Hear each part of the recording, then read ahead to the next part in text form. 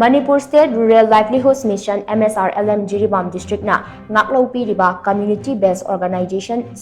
SHING AMADI VLF na CHINGBA SING AMADI Community Facilitator CADRE SING na Jiribam District TASU Gender Based Violence Campaign Pangthokkhre Jiribam Block ki oina Chingdong Lekai Dibong GP da leiba IMALU Village Level Federation na Taramathoi Shuba oina Gender Based Violence Campaign IMALU VLF ki Vice President Mutum Vidyamani na Thaurammapu oina Pangthokhe Amaromda Borobekra Block ki oina Jagorador amadi Borobekra GP da leiriba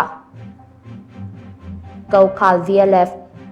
Bhutan Khal VLF amadi Mahavir Baba Village Level Federation na Pangthokhe Gender Based Violence Campaign Nai Chetna 3.0 gi Mapung oiba thauram singde Rangoli yekpa Mass Awareness Rally chatpa amadi OB